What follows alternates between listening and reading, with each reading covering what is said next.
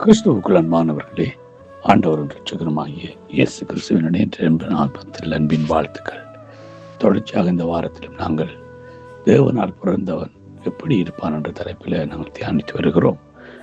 நேற்றைய தினத்தை நாங்கள் பார்த்தோம், அன்புள்ளவர்களாய் இருப்பார்கள் என்று பார்த்தோம். இதனால் பார்க்க போகிற காரியம் விசுவாசிக்கிறவனாய் இருப்பான்.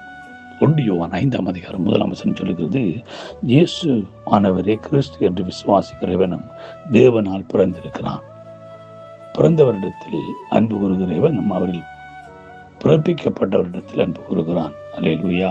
ஆம்பிரியமானவர்களே, இயேசுவானவர் கிறிஸ்து என்று விசுவாசிக்கிறவனும் தேவனால் பிறந்தவர். தேவனால் பிறந்தவன் எவனும் இயேசு கிறிஸ்துவை விசுவாசிக்கிறவனாயிருக்கிறான். ஆமேன். நம்முடைய விசுவாசமே நம்முடைய உலகத்தை ஜெயிக்க, நம்முடைய விசுவாசத்தில் நாம் உறுதியாயிருந்து பிசாசுக்கு எதிர்த்து நிற்க முடியும் என்று வேதம் உங்களுக்கு கற்றுக் கொடுக்கிறது. அப்ப விசுவாசம் இந்த உலகத்தை ஜெயிக்கும், விசுவாசம் நம் பிசாசை ஜெயிக்கும். விசுவாசம் அசாதாரணமான காரியங்களை நம்முடைய வாழ்க்கையில செய்யும். அல்லேலூயா. சாத்தியம் இல்லாத காரியங்களை செயற்படுத்த வல்லது நம் ஆண்டவராய் இயேசு கிறிஸ்துவை பற்றும் விசுவாசம்.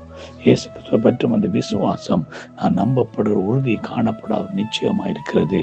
அந்த விசுவாசம் தான் இல்லாமல் நம் தேவனுக்கு பிரியமாயிருப்பது கூடாத காரியம். அப்ப நம் விசுவாசம் மிகவும் அவசியமான ஒன்றாக காணப்படுகிறது.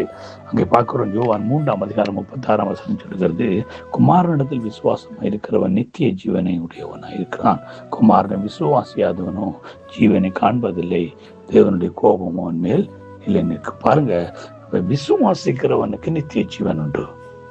விசுவாசியாதவனுக்கு என்ன இருக்கான்? அவன் தேவனை காணவும் இல்லை, அவனுடைய தேவனுடைய கோபம் அவன் மேல். அப்ப இயேசு கிறிஸ்துவை விசுவாசிக்கணும். இயேசு கிறிஸ்துவை விசுவாசிக்கிறவர், அவர் எனக்காக இந்த உலகத்துக்கு மனுஷனாய் வந்தார். அவர் என்னுடைய பாவங்களுக்காக ஏற்றுக்கொண்டு, அவருடைய பாவங்களுக்காக அடிக்கப்பட்டு மரித்து அடக்கம் பண்ணப்பட்டு 3ஆம் நாள் உயிரோடு எழுந்தார்.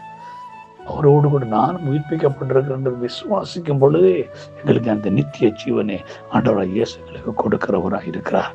ஆகவே விசுவாசம்தான் நம்மளை இந்த உலகத்தை ஜெயிக்க வைக்கும். விசுவாசத்தினால நம்ம எல்லாவற்றையும் பெற்றுக்கொள்ளலாம் முடியும். பிரியமானவர்களே, 5ஆம் அதிகாரம் 10ஆம் வசனம் சொல்லுகிறது, தேவனுடைய குமாரனுக்கு விசுவாசமாய் இருக்கிறவன் அந்த சாட்சியை தனக்குள்ளே கொண்டிருக்கிறான்.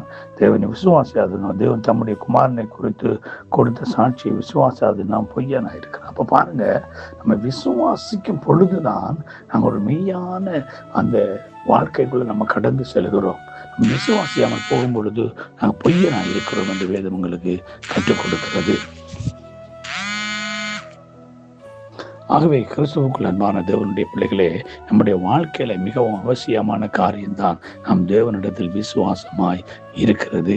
நம் தேவனிடத்தில் விசுவாசமாய் இருக்கும் பொழுது நாங்கள் அற்புதமான காரியங்கள் நம்முடைய வாழ்க்கையில எதிர்பார்க்கலாம். பார்க்கிறோம், யாக்கோபு 2ஆம் அதிகாரம் 20ஆம் வசனத்தில் சொல்லுகிறார், வீணான மனுஷனே, கிரியை இல்லாத விசுவாசம் செத்தது என்று நீ அறியாயோ. அப்ப நம்ம விசுவாசிக்கிறது மாற்றமல்ல, இந்த விசுவாசத்தை கிரியையில காண்பிக்க வேண்டும். என்னடா, நம்முடைய விசுவாசம் உலகத்தை ஜெயிக்கும். விசுவாசத்தில் உறுதியா இருந்து பிசாசுக்கு எதிர்த்து நில்லுங்கள் என்று இயேசு கிறிஸ்து சொன்னாரு.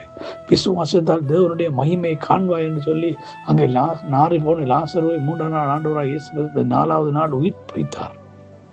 அப்ப இன்றைக்கு நம்முடைய வாழ்க்கையிலே நடக்க முடியாத காரியங்கள், செய்ய முடியாத காரியங்கள் ஒவ்வொன்றையும் அவர் மேல் வைக்கிற விசுவாசத்தின் மூலம் நம்ம பெற்றுக்கொள்ள முடியும், ஜெயிக்க முடியும், வெற்றி கொள்ள முடியும். ஆகவே நாம் அவருடைய பிறந்தவர்களாக இருக்கிற நாம் அவர் மேல் விசுவாசமாயிருப்போம், ஜெயிப்போம் உலகத்தை. God bless you all.